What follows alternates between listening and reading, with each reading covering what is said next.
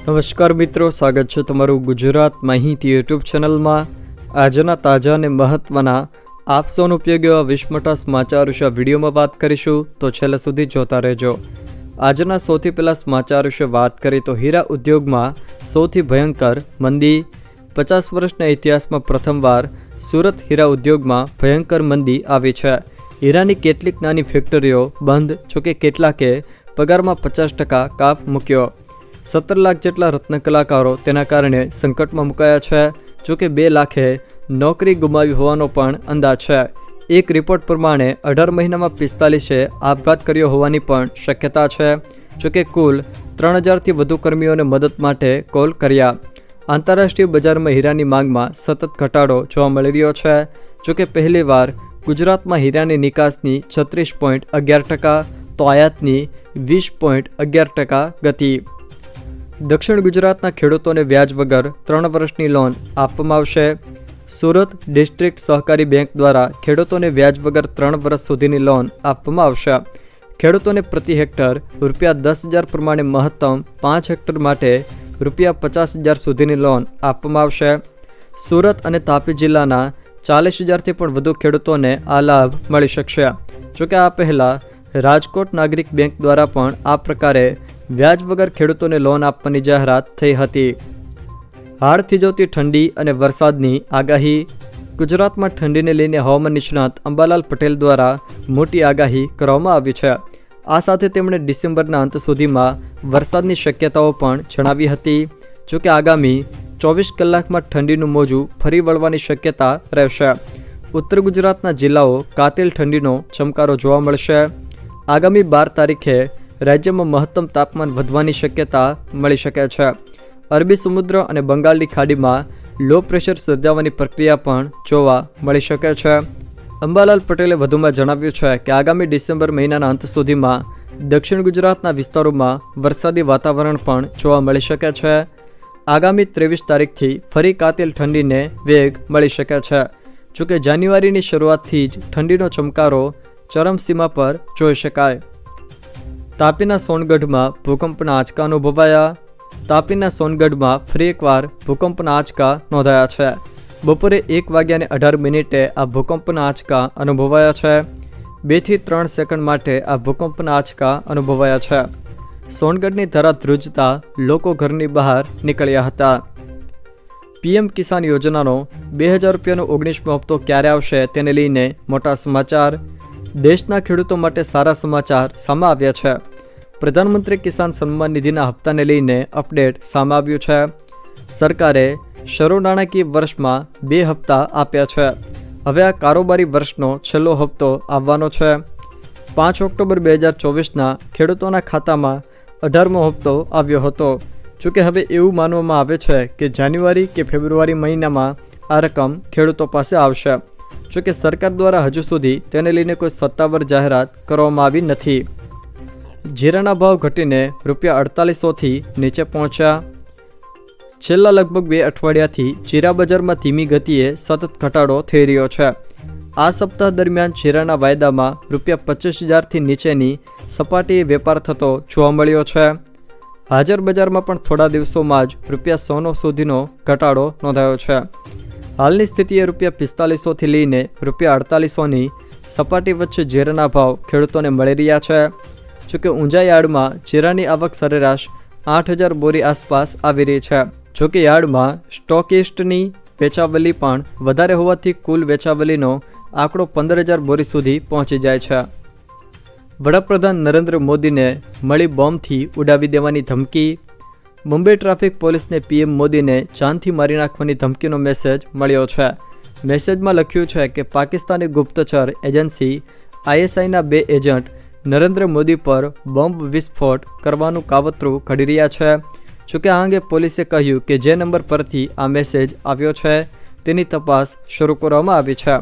પ્રાથમિક રીતે આ નંબર રાજસ્થાનના અજમેરનો હોવાનું સામે આવ્યું છે। તપાસકર્તાઓને શંકા છે કે ધમકી આપનાર વ્યક્તિ માનસિક રીતે અસ્વસ્થ હોવાની અથવા તો દારૂના નશામાં હોઈ શકે છે।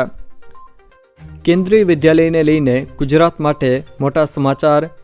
દેશમાં 85 કેન્દ્રીય અને 28 નવોદય વિદ્યાલય ખુલશે। શુક્રવારે કેન્દ્રીય કેબિનેટની બેઠક મળી હતી, જેમાં ઘણા નિર્ણયો લેવામાં આવ્યા છે.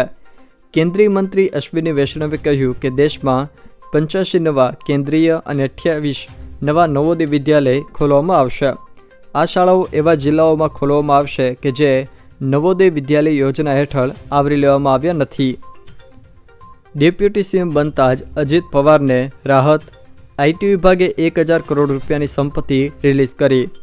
એનસીપી નેતા અજીત પવારની ફરીથી મહારાષ્ટ્રના નાયબ મુખ્યમંત્રી બની ગયા છે. શપથવિધિના 2 જ દિવસ બાદ તેમને આવકવેરા વિભાગથી મોટી રાહત મળી છે. આવકવેરા વિભાગની ટ્રિબ્યુનલે અજીત પવારની 1000 કરોડ રૂપિયાથી વધુની સંપત્તિ રિલીઝ કરી છે. 7 ઓક્ટોબર 2021ના રોજ આવકવેરા વિભાગે દરોડા પાડીને આ સંપત્તિઓ સીઝ કરી હતી, જેમાં તેમની પત્ની સુનેત્રા તથા પુત્ર પાર્થ પવારની સંપત્તિઓ પણ સામેલ હતી. જોકે હવે ટ્રિબ્યુનલે આદેશ આપ્યો છે કે આ સંપત્તિઓમાં કોઈ ગેરકાયદે હેરફેરના પુરાવા નથી.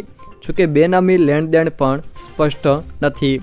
આમ ડેપ્યુટી સીએમ બનતા જ અજીત પવારને મોટી રાહત મળી છે. કચ્છ જિલ્લાના મુખ્ય મથક ભુજથી લઈને નખત્રાણા સુધીના રોડને લઈને સારા સમાચાર. રાજ્યના મુખ્યમંત્રી કચ્છ જિલ્લાને ફરી એકવાર ભેટ આપી છે. મુખ્યમંત્રી ભૂપેન્દ્ર પટેલે કચ્છ જિલ્લાના મુખ્ય મથક ભુજથી લઈને નખત્રાણા સુધીનો 45 kilometre road 4 lane high speed corridor તરીકે વિકસાવવા માટેનો પ્રોજેક્ટ હાથ ધરવા ₹937 કરોડ મંજૂર કર્યા છે. ઉલ્લેખનીય છે કે મુખ્યમંત્રીના નિર્ણયથી પ્રવાસનને ચોર મળશે. 4 લેન હાઈસ્પીડ કોરિડોર થવાથી સરળ, ઝડપી અને ઇંધણ બચત યુક્ત યાતાયાત ભવિષ્યમાં શક્ય બનશે. બનાસ બેંકની ચૂંટણીને લઈને મોટા સમાચાર. બનાસ બેંકની ચૂંટણીઓ થઈ હતી, જેમાં બેંકના ચેરમેન તરીકે ડાયાભાઈ પિલિયાતરની વરણી કરવામાં આવી છે, તો વાઇસ ચેરમેન તરીકે કેશુભાઈ પરમારની વરણી કરવામાં આવી છે. નોંધનીય છે કે 2.5 વર્ષની ટર્મ પૂરી થતાં ચૂંટણીઓ થઈ હતી, જેમાં ભાજપના મેન્ડેટના આધારે વરણી કરવામાં આવી છે. 3 વાર હેલ્મેટ વગર પકડાયા તો લાયસન્સ રદ. રાજ્યમાં વારંવાર માર્ગ અકસ્માતના કિસ્સાઓ વધતા જઈ રહ્યા છે. અકસ્માતોને રોકવા માટે પોલીસ પણ હવે એલર્ટ થઈ ગઈ છે. ત્યારે અમદાવાદમાં છેલ્લા 15 દિવસથી કોમ્બિંગ કરવામાં આવી રહ્યું છે અને બેફામ બનેલા નબીરાઓને પકડીને ગાડી જપ્ત કરવાની કામગીરી પણ હાથ ધરાઈ રહી છે. ત્યારે હવે હેલ્મેટ વિના જે પણ વ્યક્તિ 3 વાર પકડાશે તો તેનો લાયસન્સ રદ કરી દેવામાં આવશે.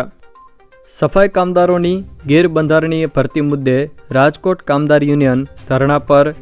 રાજકોટ કામદાર યુનિયન દ્વારા રાજકોટ મહાનગરપાલિકા દ્વારા કાયમી પાર્ટ ટાઈમ સફાઈ કામદારોની ભરતીમાં ગેરબંધારણીય નિયમ રદ અને બીજા મુદ્દાઓને લઈને છેલ્લા 7 દિવસથી ધરણા ઉપવાસ ઉપર બેઠા છે.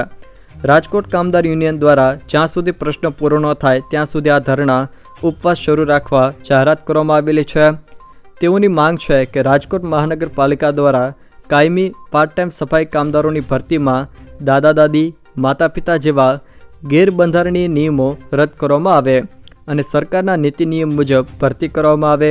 પાર્ટ ટાઈમની જગ્યાએ સરકારના નીતિ નિયમ, જેમાં પહેલાં 5 વર્ષ માટે પગાર ₹21,100, ત્યારબાદ કાયમી ધોરણે નિમણૂક આપવામાં આવે. જોકે આ ઉપરાંત રાજકોટ સિવિલ હોસ્પિટલના તબીબી અધિક્ષકના તારીખ 11/7/2024ના પત્રના અનુસંધાને બોગસ મેડિકલ સર્ટિફિકેટમાં દલાલો, એજન્ટો દ્વારા અધિકારીઓના ડુપ્લિકેટ સહી સિક્કા કરેલ છે.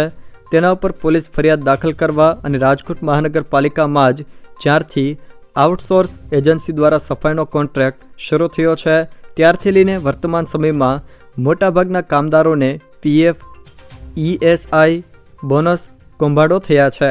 તે રકમ કામદારોના બેંક ખાતામાં જમા કરવા પણ રજૂઆત કરી છે. ભારતના ખેડૂત પરિવારને ખેતીથી એક દિવસમાં સરેરાશ ₹150ની આવક પણ નથી થતી. નાબાર્ડ દ્વારા 710 જિલ્લામાં સર્વે કરવામાં આવ્યો હતો, જેને લઈને રિપોર્ટ જાહેર કરવામાં આવ્યો છે. જોકે ખેતીથી ખેડૂત રોજના ₹150 પણ નથી કમાતો. નાબાર્ડના રિપોર્ટમાં આ પોલ ખુલી છે.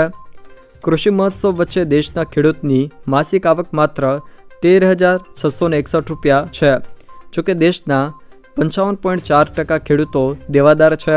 દરેક ખેડૂતને માથે સરેરાશ ₹91,231નું દેવું છે. જોકે ગુજરાતના ખેડૂતો પણ ગુજરાતના ખેડૂતોનું દેવું માફ કરવામાં આવે એવી સરકાર સમક્ષ વારંવાર માંગણીઓ કરતા હોય છે। જે પરિવારને આવકના તમામ સ્ત્રોતથી મહિને સરેરાશ 13,661 રૂપિયાની આવક થાય છે, જેમાંથી 11,710 રૂપિયાનો ખર્ચ થાય છે। આમ ખેડૂતનો પરિવાર એક મહિનામાં માંડ 1951 રૂપિયાની જ બચત કરી શકે છે, જે રોજના માંડ 65 રૂપિયા થાય છે। રાજસ્થાનના સાવલિયા શેઠ મંદિરમાં દાનનો રેકોર્ડ તૂટ્યો। રાજસ્થાનના ચિત્તોડગઢમાં આવેલું સાવલિયા શેઠ મંદિરમાં ભક્તોના દાનથી દાન પેટી છલકાય છે। મંદિરમાં આવેલું દાન કઢવામાં મંદિરના કાર્યકરોને 6 દિવસનો સમય લાગ્યો। ભગવાનના ભંડારામાં ભક્તોએ 36 કરોડ 91 લાખ રૂપિયા રોકડા, 2.5 કિલો સોનું અને 188 કિલો ચાંદી દાનમાં આપ્યું છે। મંદિરમાં દાનનો આ નવો રેકોર્ડ સ્થાપિત થયો છે। નોંધનીય છે કે સાવલિયા શેઠ મંદિરમાં અગાઉ પણ દાનના અનેક રેકોર્ડ બન્યા હતા। મહારાષ્ટ્રમાં હાર બાદ મહાવિકાસ અઘાડીને મોટો ફટકો। મહારાષ્ટ્રમાં વિધાનસભા ચૂંટણીના પરિણામો જાહેર થયાના 1 મહિનાની અંદર જ મહાવિકાસ અઘાડીમાં તિરાડો લાગી છે। મહારાષ્ટ્ર સપાના પ્રદેશ અધ્યક્ષ અબુ આઝમીએ ઉદ્ધવ જૂથ શિવસેના પર હિન્દુત્વનો એજન્ડા ચલાવવાનો આરોપ લગાવ્યો છે। આઝમીએ કહ્યું કે તેઓ અખિલેશ યાદવ સાથે વાત કરશે અને સમાજવાદી પાર્ટી મહાવિકાસ અઘાડીથી અલગ થઈ જશે। જંત્રી મામલે સરકારે બિલ્ડરની માંગ સ્વીકારી। રાજ્ય સરકાર દ્વારા જે સૂચિત જંત્રી દર બહાર પાડવામાં આવ્યા છે એની સામે વાંધા સૂચનો રજૂ કરવા માટે 20 ડિસેમ્બર સુધીની મુદત આપવામાં આવી હતી, પરંતુ એ મુદત ટૂંકી હોવાથી બિલ્ડર્સે રજૂઆત કરી હતી। ત્યારબાદ રાજ્ય સરકાર દ્વારા આ મુદતમાં વધારો કરવાની જાહેરાત કરવામાં આવી છે। જોકે હવે 20 જાન્યુઆરી 2025 સુધી સૂચિત જંત્રી દર સામે વાંધા સૂચનો રજૂ કરી શકાશે। રાહુલ ગાંધીએ જીએસટીને લઈને મોદી સરકાર પર નિશાન સાધ્યું। લોકસભામાં વિપક્ષના નેતા રાહુલ ગાંધીએ જીએસટીને લઈને મોદી સરકાર પર નિશાન સાધ્યું છે। તેમણે કહ્યું કે મૂડીવાદીઓને છૂટ આપવાનું અને સામાન્ય લોકો પાસેથી લૂંટવાનું આ બીજું ઉદાહરણ છે। એક તરફ કોર્પોરેટ ટેક્સની સરખામણીમાં આવકવેરો સતત વધી રહ્યો છે, બીજી તરફ મોદી સરકાર ગબ્બરસિંહ ટેક્સમાંથી વધુ વસૂલવાની તૈયારી કરી રહી છે। પંજાબમાં થશે ભાજપના નેતાઓના પ્રવેશ પર વિરોધ। શંભુ બોર્ડર પર ખેડૂત નેતા સરવનસિંહ પંડેરે કહ્યું કે કિસાન મજદૂર મોરચા અને યુનાઇટેડ કિસાન મોરચા બિનરાજકીયનો વિરોધ તેના 300મા દિવસમાં પ્રવેશી ગયો છે। કેન્દ્ર સરકાર હજુ પણ મક્કમ છે। અમે બીજી મોટી જાહેરાત કરી છે કે અમે પંજાબમાં ભાજપના નેતાઓના પ્રવેશનો વિરોધ કરીશું। નોંધનીય છે કે આજે ખેડૂત સંગઠનો ફરી દિલ્હી તરફ કૂચ કરવાના છે। પોલીસ વિભાગમાં ખાલી પદોને લઈને મોટા સમાચાર। ગુજરાતમાં પોલીસની 2000 જગ્યા ખાલી છે, જે એક જ મહિનામાં ભરી દેવાશે। હાઈકોર્ટમાં રાજ્ય સરકારની ખાતરી। બઢતીની 4723માંથી 1006 જગ્યા ભરાય। પોલીસ વિભાગમાં ખાલી પડેલી 2000 પ્રમોશનલ જગ્યા પર એક જ મહિનામાં ભરતી કરાશે તેવી માહિતી સરકારી વકીલે હાઈકોર્ટમાં આપી હતી। કોર્ટે પાછલા 2 મહિનાનો સરકાર પાસે હિસાબ માંગતા સરકાર પક્ષે ઉપરોક્ત જવાબ આપવામાં આવ્યો હતો। જોકે આ મામલે સીધી ભરતી માટેની જાહેરાત અંગે પણ જલ્દીથી નિર્ણય લેવાશે। આ માટેની ટેન્ડર પ્રક્રિયા પણ ચાલી રહી છે। ભરતી અંગે વધુ સુનાવણી જાન્યુઆરી મહિનામાં કરવામાં આવશે। જીપીએસસીના ચેરમેન હસમુખ પટેલની ફેક ટેલિગ્રામ ચેનલ બનાવી। ચેરમેન હસમુખ પટેલના ફોટાનો ઉપયોગ કરીને ટેલિગ્રામમાં ચેનલ બનાવીને લોભામણી જાહેરાતો કરવામાં આવી હોય તેવી ઘટના સામે આવી છે। આ મામલે ગાંધીનગરના સેક્ટર 21 પોલીસ સ્ટેશનમાં ફરિયાદ દાખલ કરવામાં આવી છે। ઉલ્લેખનીય છે કે હસમુખ પટેલના ફોટા સાથે ટેલિગ્રામમાં ચેનલ બનાવવામાં આવી હતી, જેમાં ખાણકામમાં રોકાણ કરવા માટે જાહેરાત કરવામાં આવી હતી। જો મિત્રો આ વિડીયો તમને પસંદ આવ્યો હોય તો વિડીયોને લાઇક કરો, તમારા મિત્રો સાથે શેર કરો અને જો તમે મારી ચેનલમાં નવા હો તો ચેનલને સબસ્ક્રાઈબ જરૂર કરજો, જેથી મારા આવનારા તમામ વિડીયોની માહિતી તમારા સુધી પહોંચી શકે।